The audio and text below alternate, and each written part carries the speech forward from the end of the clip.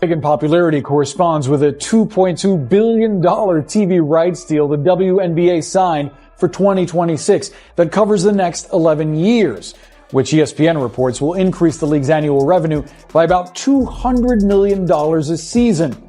Yet, WNBA players say they're not being paid what they're owed.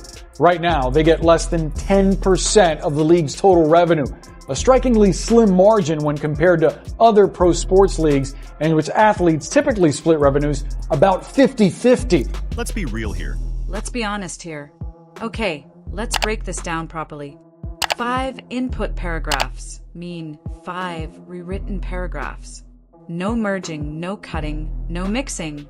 Just sharp, engaging voiceover content exactly as you requested. In the past 6 months, all we have been hearing about is how the WNBA is having a record-breaking event after another, and yet not paying its players a fair salary. The simple answer is the league is just not making enough money. And it's basically just been trying to stay afloat all these years. Well, until the $2.2 billion media rights deal it signed with Disney, Amazon Prime, and NBC just a couple of months ago. And of course, the announcement of the 3 new teams that will be added to the league in the next few years. That will all flush the WNBA with much needed cash. This, of course, coincides with the collective bargaining agreement that will be negotiated after the 2025 season. CNBC dug into the nuances of the league's business model to really see how likely it is that the salaries will match up to the influx of the cash in the next few years. That sudden boost will flood the WNBA with some badly needed cash.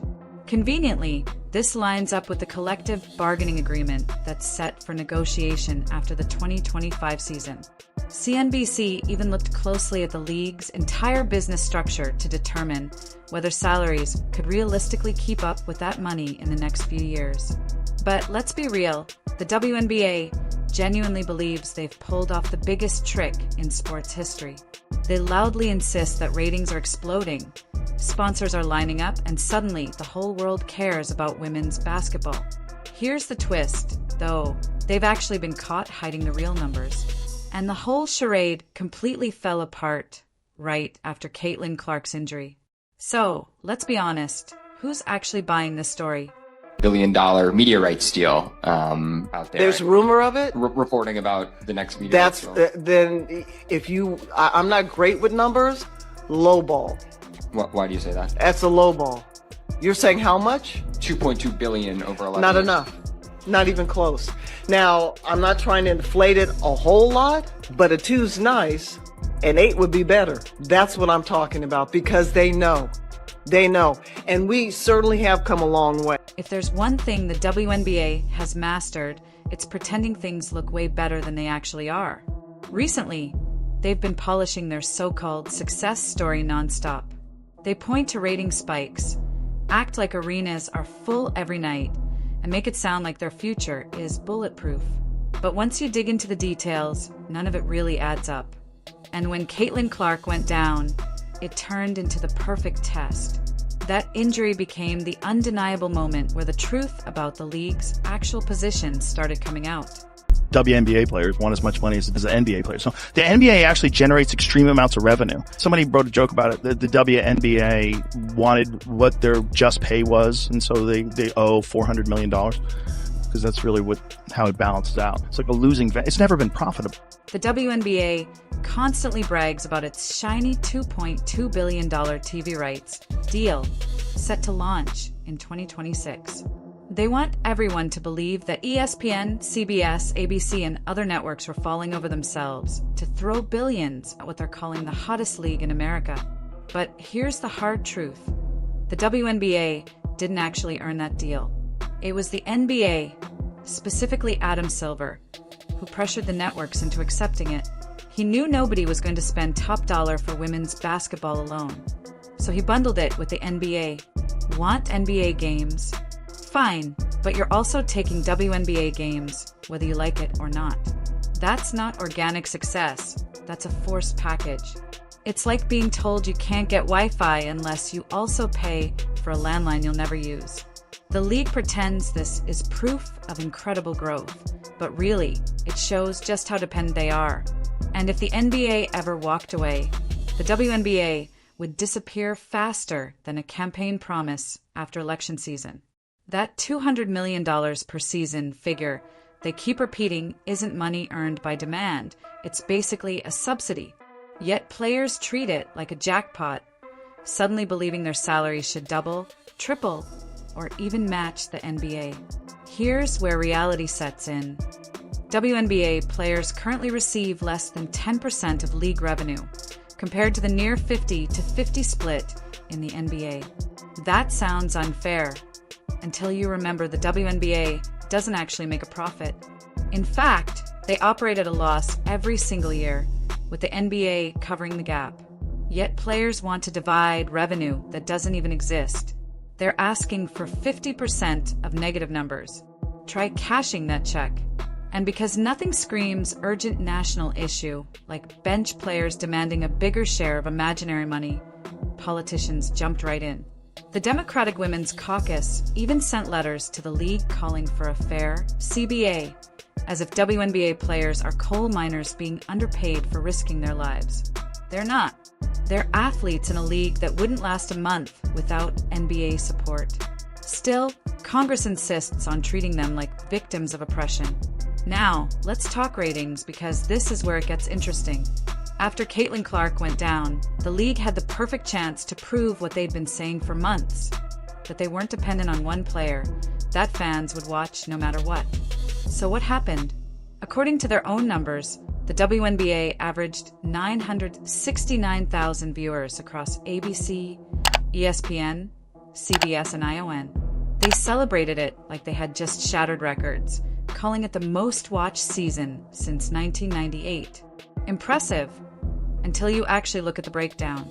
With Clark, the Indiana team pulled 1.3 million viewers on ION for a single game. Without her, their next 7 games averaged just 924,000. The rest of the league without her, barely 5,000. On CBS, Indiana with Clark averaged 1.8 million viewers. The rest of the league, just 83,000. On ABC, Clark's games hit 2 million, while the others barely topped 1 million. On ESPN, she averaged 1.44 million, while the rest managed only 600,000. The pattern couldn't be clearer. The growth isn't the league, it's Clark. And here's where things get shady. Not all ratings were even reported. For games on ESPN and ABC, both owned by Disney, suddenly had no numbers available. Why? Did they vanish in the mail?